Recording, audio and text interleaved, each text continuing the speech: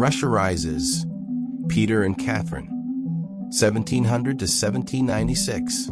Russia's transformation from medieval backwater to European great power is one of history's most dramatic stories, accomplished by two of its most extraordinary rulers. Russia before Peter, a medieval state.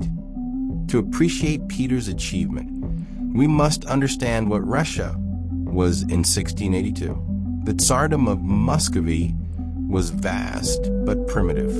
Moscow, though larger than many European cities, had wooden buildings and unpaved streets. There was no navy whatsoever. The army relied on obsolete tactics and equipment. The nobility, the boyars, were conservative, orthodox, and deeply suspicious of Western influence. Russia had no access to warm water ports. The Baltic was controlled by Sweden. The Black Sea belonged to the Ottomans and their Crimean Tatar vassals. Trade with Europe required passage through foreign-controlled territories. Technologically, Russia lagged centuries behind. Printing presses were rare, higher education non-existent, modern manufacturing absent. The Russian Orthodox Church dominated culture and resisted change. The Patriarch of Moscow wielded enormous influence. When Patriarch Nikon attempted liturgical reforms in the 1650s to 1660s, it triggered a schism. The old believers broke away rather than accept changes, showing how resistant Russian society was to innovation. Serfdom was nearly universal. Peasants were bound to the land, essentially slaves of their noble masters. Social mobility was almost impossible. The vast majority of Russians lived in conditions unchanged since medieval times. Peter I, the Revolutionary Tsar, 1682 to 1725. Peter Alexeyevich became Khazar with his half-brother Ivan V in 1682 at age 10, with his half-sister Sophia as regent. Peter's early years were chaotic. Palace coups, Streltsy, royal guard, rebellions, and political intrigue. But unlike most Russian rulers, Peter spent time in Moscow's German Quarter, where foreign merchants, soldiers, and craftsmen lived. He became fascinated by Western technology, especially ships. In 1697 to 1698, Peter did something unprecedented. He traveled to Western Europe incognito as part of a grand embassy. The Tsar of Russia worked as a ship's carpenter in Dutch and English shipyards, studying shipbuilding, visited factories, attended anatomy lectures, and met with intellectuals. He recruited hundreds of foreign specialists to return to Russia. When Peter returned, he shocked Moscow by ordering nobles to shave their beards. The Orthodox Church taught that beards were divinely ordained, and clean-shaven men resemble Catholics.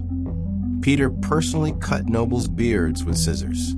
He also forced nobles to adopt Western dress and manners. These symbolic changes signaled his revolutionary intent. The Great Northern War, 1700 to 1721, forging an empire. Peter's grand strategy was clear. Russia needed access to the Baltic Sea to engage with European commerce and culture. This meant war with Sweden, then the dominant Baltic power under the young warrior king Charles XII. The disaster at Narva, 1700. Peter declared war in August 1700, immediately after making peace with the Ottomans. In November at Narva in modern Estonia, Charles XII, with only 8,000 to 10,000 Swedish veterans, attacked Peter's 35,000 to 40,000 strong Russian army during a snowstorm. The Russians, poorly trained and equipped, panicked. Perhaps 10,000 Russians were killed or captured.